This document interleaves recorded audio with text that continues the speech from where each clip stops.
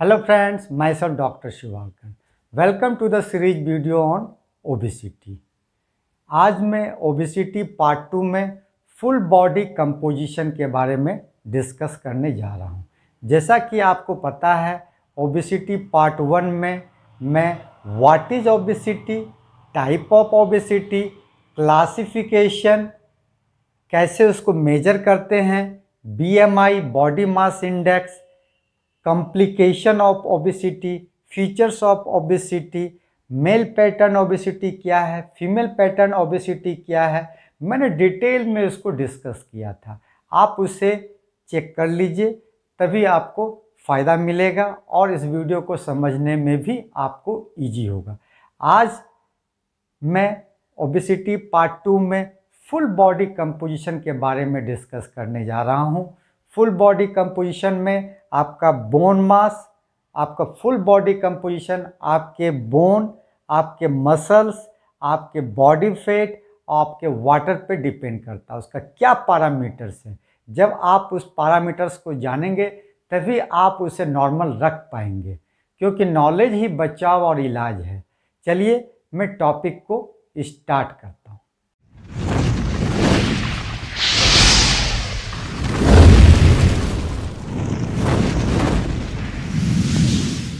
तो पिछली वीडियो में मैंने डिस्कस किया था ओबेसिटी के क्लासिफिकेशन। मैं शॉर्ट में थोड़ा बता देता हूँ ताकि आपको थोड़ा समझने में इजी होगा। ऐसे आप वो वीडियो देख लेंगे तो आपको और बेहतर नॉलेज बढ़ेगा और आपको और आसानी होगी। अगर आप लेस देन 18.5 हैं तो आप अंडरवेट कहलाएंगे। उस समय आपको nutritional deficiency, osteoporosis, weakness, mall nutrition, TB, degenerative changes, hormonal dysfunction and fatigue, chronic fatigue. अगर आपका नॉर्मल है, नॉर्मल 18.6 से लेके 24.5 के बीच में है तो आप नॉर्मल कहलाएंगे। तो उसमें आपका गुड एनर्जी लेवल रहेगा, इम्यूनिटी बूस्ट रहेगा, रेसिस्टेंस टू इलनेस, बहुत सारे बीमारी से आप लड़ सकते हैं। अगर आप 25 से 29.9 तो आप ओवरवेट कहलाएंगे। ओवरवेट कहलाएंगे तो आप माइल्ड रिस्क है fatigue, risk of developing heart disease, high BP, stroke, diabetes, joint problem, erectile dysfunction, digestive problem, circulatory problem जिसमें ब्लड क्लॉट की संभावना है, वेरिकोज वेन, ये सब माइल्ड रिस्क बढ़ जाती है। अगर आप 30 से 34.9 के बीच में है तो आप ओबेस 1 कहलाएंगे, तो आप मॉडरेट रिस्क में रहेंगे ये सारी बीमारी। अगर आप 35 से 39.9 के बीच में रहेंगे तो ओबेस 2 कहलाएंगे, जिसमें आप सेवियर रिस्क है आपके इन सारी बीमारियों का। अगर आप मोर देन 40 हैं तो ओबेस 3 कहलाएंगे, जिसमें maximum risk of pre mature death, आपकी डेथ होने की संभावनाएं ज़्यादा बढ़ जाती है। अगर मोर देन 50 है तो सुपर ओबेसिटी आप कहलाएंगे। ये तो मैं पिछली वीडियो में आपको डिस्कस किया था और भी डिटेल में डिस्कस किया था, आप उसे देखेंगे तो आपको फ़ायदा मिलेगा। आज मैं डिस्कस करने जा रहा हूँ full body composition. Full body composition जैसे बॉडी वेट, आपका बीएमआई जनरली नॉर्मल 18.5 से लेके 24.5 के बीच में रहना चाहिए। तो आप बॉडी मास इंडेक्स आपका क्या होना चाहिए, नॉर्मली 18.5 से लेके 24.5 के बीच पे होना चाहिए। बॉडी वेट आपका डिपेंड करता है, आपका जो वेट है, बॉडी का वेट है, वो डिपेंड करता है आपके बोन के ऊपर, आपके मसल्स के ऊपर, आपके फैट के ऊपर, आपके बॉडी में वाटर के ऊपर। जनरली 4 चीज़ है हमारे बॉडी में, बोन है, मसल्स है, फैट है, वाटर है। यही 4 चीज़ है, तो इसी से तो हमारा बॉडी बनता है। इसीलिए इसे हम फुल बॉडी कंपोजिशन, इसके बारे में हम जानेंगे कि आपका बोन कैसा होना चाहिए, आपका मसल्स कितना होना चाहिए, आपका फैट आपके बॉडी में कितना होना चाहिए, आपके बॉडी में वाटर कितना होना चाहिए, क्योंकि इसका पैरामीटर्स, इसका जानना बहुत ज़रूरी है। अगर आप इसे जानेंगे तभी आप इसे नॉर्मल रख पाएंगे। ठीक है, तो बॉडी वेट में पहला है बोन। तो बोन मास नॉर्मली हमारा 3 to 5% हमारा नॉर्मल रहता है बोन मास। सेकंड है बोन मिनरल डेंसिटी, जिसको BMD कहते हैं। बोन में जो मिनरल्स है, कैल्शियम, फास्फोरस, ये सब से जो हमारा बोन बनता है उसका मिनरल डेंसिटी होना बहुत जरूरी है। जैसे जैसे हमारा एज बढ़ते जाता है, हमारे बोन का डेंसिटी, हमारे बोन का वेट घटते जाता है, तो इसे भी हमें नॉर्मल रखना बहुत ज़रूरी है। तो नॉर्मल बोन मिनरल डेंसिटी हम टी स्कोर से जानते हैं। जब हम मेजर करते हैं तो टी स्कोर से हम इसे जानते हैं। तो नॉर्मली हमारा टी स्कोर जो है मोर देन -1 होना चाहिए। अगर -1 और -2.5 के बीच में है तो ये लो कहलाता है कि हमारा बोन मिनरल डेंसिटी लो है। अगर लेस देन -2.5 के बीच में टी स्कोर है तो हमें बहुत सारे बीमारी से हम ऑस्टियोपोरोसिस के शिकार हो जाएंगे। ठीक है, अब बोन मिनरल डेंसिटी का क्या इंपॉर्टेंस है? बोन मिनरल डेंसिटी से हमारा ये पता चलेगा कि हमारा बोन स्ट्रॉन्ग है कि वीक है। अगर हम नॉर्मल रेंज में हैं, मोर देन -1 है, तो हमारा बोन अच्छा है। लेकिन जैसे जैसे हमारा घट जाएगा तो हमारा बोन वीक हो जाएगा। अब बोन अगर वीक हो जाएगा, अगर बोन का मिनरल निकल जाएगा तो ऑस्टियोपोरोसिस हो जाएगा, तो आपको फ्रैक्चर होने की संभावना बढ़ जाएगी। ठीक है, सेकंड आता है बॉडी वेट में मसल मास। आपके मसल्स कितना होना चाहिए? स्केलेटन मसल्स, स्मूथ मसल्स, ये दो तरह का मसल्स होता है। तो मैं स्केलेटन मसल्स के बारे में बात कर रहा हूं। तो स्केलेटन मसल्स मेल में 35% होना चाहिए और फीमेल में 25%। इसका इंपॉर्टेंस क्या है? अगर मसल मास हमारा ज़्यादा रहेगा तो हम डायबिटीज जैसे बीमारी को रोक सकते हैं, उसके अगेंस्ट हम अपने आप को प्रोटेक्ट कर सकते हैं। मतलब डायबिटीज, अगर हमारा मसल्स मास अच्छा रहेगा तो प्रोटेक्ट अगेंस्ट डायबिटीज, हम डायबिटीज से बच सकते हैं और बहुत सारे बीमारी से भी हम बच सकते हैं। और सेकंड, अगर मसल मास अच्छा रहेगा तो हम बोन को सपोर्ट करेंगे, हमारे बोन पे उसका असर कम पड़ेगा। ठीक है, अब आता है वाटर। फर्स्ट बोन, हड्डी, सेकंड है मसल्स, थर्ड है वाटर। वाटर हमारा 70% ऑफ द बॉडी वेट होता है। अगर हमारा ज़्यादा वाटर है तो इसका इंपॉर्टेंस ये है कि हमारा किडनी काम नहीं कर पा रहा है, क्योंकि किडनी ही हमारे वाटर को फिल्टर करता है, निकालता है। अगर हमारा वाटर रिटेंशन ज़्यादा हो रहा है, मतलब किडनी अगर गड़बड़ होगा तो हमारा वाटर रिटेंशन बढ़ जाएगा, हमारा वाटर परसेंटेज बॉडी में बढ़ जाएगा। ठीक है, अब आते हैं बॉडी फैट। ओबेसिटी में मोस्ट इंपॉर्टेंट हमारा फैट है। तो बॉडी फैट हमारा दो तरह का फैट होता है। बॉडी में दो तरह का फैट होता है। एक होता है सबक्यूटेनियस फैट, जो स्किन के नीचे होता है, और सेकंड होता है विसरल फैट, जो हमारे पेट में अंदर में विसरा, हमारे ऑर्गन के आसपास जो एब्डोमेन, बेली, हमारा पेट में एब्डोमेन में जो फैट है, बेली फैट है, वो विसरल फैट है। सबसे खतरनाक हमारा विसरल फैट होता है। मैं पिछले वीडियो में male pattern obesity, female pattern obesity के बारे में डिस्कस किया था। मेल पैटर्न में हमारा एब्डोमेन में ज़्यादा फैट जमा होता है, फीमेल में हमारा हिप रीजन, ग्लूटेल रीजन में ज़्यादा फैट जमा होता है। ठीक है, उसका भी इम्पोर्टेंस है। ठीक है, तो सबक्यूटेनियस फैट हमारा लेस देन 15% होना चाहिए। स्किन के नीचे हमारा फैट लेस देन 15% होना चाहिए। और विसरल फैट हमारा बहुत इंपॉर्टेंट है। विसरल फैट जो हमारा 10% ऑफ योर बॉडी फैट, हमारा विसरल फैट जनरली 10% होता है हमारे टोटल बॉडी फैट का।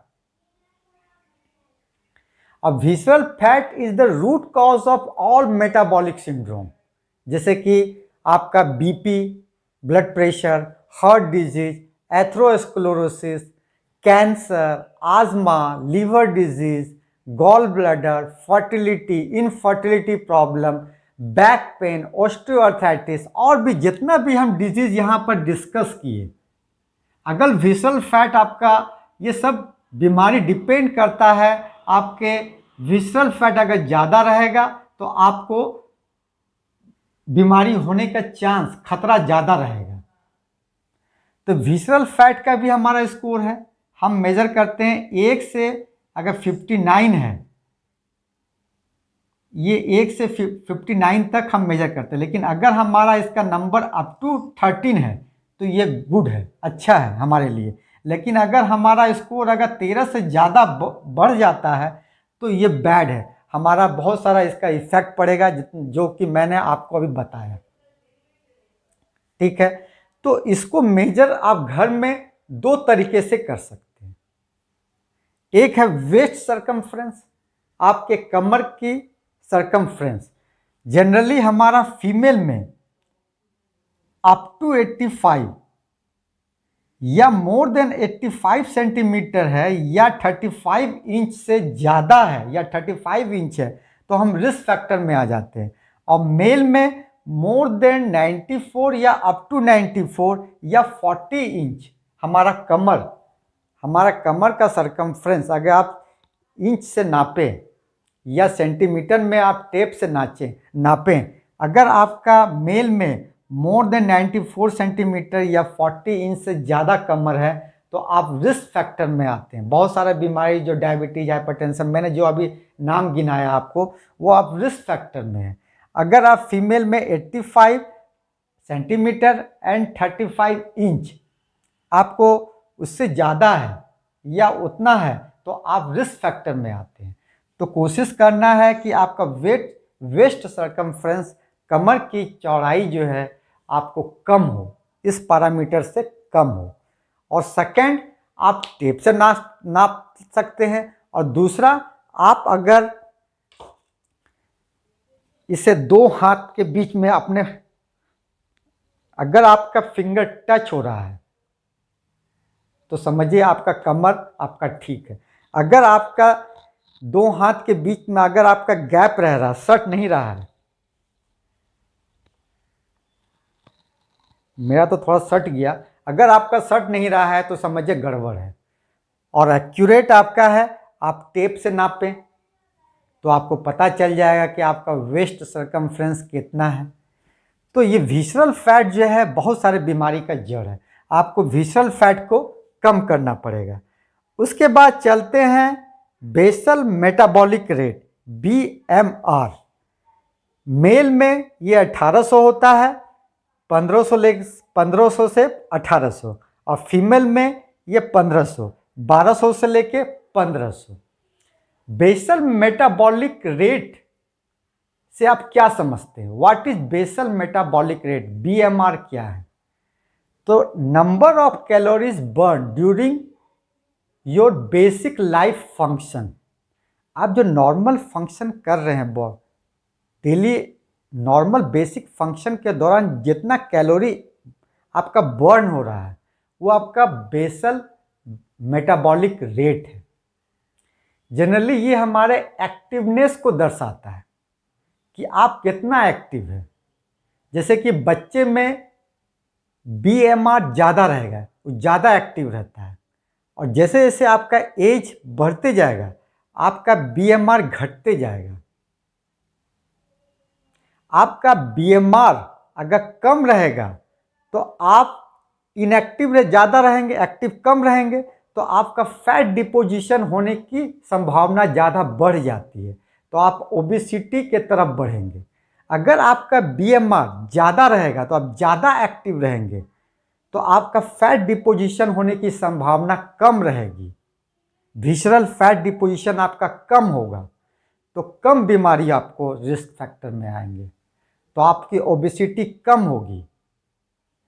तो BMR आपको बहुत सारे बीमारी में भी, आप जैसे कि हाइपोथायराइड, अगर आपका थायराइड का फंक्शन घट जाता है, हाइपोथायराइडिज्म में आपका BMR घट जाता है, तो आप देखे होंगे कि हाइपोथायराइडिज्म का पेशेंट मोटा होते जाता है। और वहीं हाइपरथायराइडिज्म, कैंसर जैसे बीमारी में बेसल मेटाबॉलिक रेट बढ़ जाता है, तो आप लीन थीन हो जाते हैं। ये तो बीमारी हुआ, लेकिन नॉर्मली आपको बेसल मेटाबॉलिक रेट आपका नॉर्मल रेंज में रहना चाहिए, ना कम ना ज़्यादा। एक्सेस भी प्रॉब्लम है, कम भी प्रॉब्लम है। कोशिश करना है आपका BMR इस रेंज में रहे। Next, body metabolic age, your actual age. Generally आपका एज दो तरह का होता है, एक है chronological age, second biological age. Chronological age is age by birth and biological age of your cells या बॉडी। आपको यह भी जानना जरूरी है कि आपका मेटाबॉलिक और एक्चुअल एज क्या है। आप अपने एज को घटा भी सकते हैं। मैं नेक्स्ट वीडियो में डिटेल में डिस्कस करूंगा बायोलॉजिकल एज, एक्चुअल एज, आप एज को कैसे घटा सकते हैं। अब फुल बॉडी कंपोजिशन को मेजर कैसे करें, मॉनिटर कैसे करें, इसके लिए एक इंस्ट्रूमेंट आता है डेक्सा, डुअल एनर्जी एक्सरे एब्जॉर्प्टोमीट्री। ये एक गोल्ड स्टैंडर्ड इंस्ट्रूमेंट है मेज़र करने के लिए, जिसमें आप बॉडी कंपोजिशन जैसे कि bone mineral density, bone mass, fat मास को मेजर कर सकते हैं। दूसरा इंस्ट्रूमेंट जो आप अपने घर में भी रख सकते हैं, जिससे आप BMI, metabolic age, visceral fat, body fat, skeleton mass, BMR, body weight calculate कर सकते हैं। अगर आप इंटरेस्टेड होंगे तो आप कमेंट बॉक्स में लिखिए, मैं आपको बता दूंगा, जिससे आप अपने घर में भी रख करके मेज़र कर सकते हैं। तो ये तो मैं आपको सारा फुल बॉडी कंपोजिशन का बता दिया पैरामीटर्स। अगर आप पैरामीटर्स जानेंगे तभी आप उसको नॉर्मल रख पाएंगे, क्योंकि बॉडी वेट हमारा डिपेंड्स करता है bone mass, water, fat. Fat का बहुत ज़्यादा योगदान है आपके ओबेसिटी पे, तो विसरल फैट पे आप बहुत ज़्यादा ध्यान आपको देना है। आपका पैरामीटर्स 13 से कम रखना है विसरल फैट का। तो इस तरह से आई थिंक मैंने आपको डिटेल में फुल बॉडी कंपोजिशन के बारे में डिस्कस कर दिया। आप इसे शेयर करें ताकि दूसरे भी इसका फ़ायदा उठा सकें। अगर वीडियो पसंद आए और इसी तरह हेल्थ रिलेटेड 360 डिग्री का नॉलेज चाहते हैं और चाहते हैं कि इस तरह का यूज़फुल वीडियो आप तक पहुंचते रहे, तो चैनल को सब्सक्राइब कर लीजिए, बेल आइकन दबा दीजिए ताकि नेक्स्ट वीडियो का नोटिफिकेशन आपको मिल सके। मेरी सारी वीडियो यूट्यूब में डॉक्टर शिवालकर सर्च करें और उसे देखकर फ़ायदा उठाएं। Be happy, be healthy. Thank you, धन्यवाद।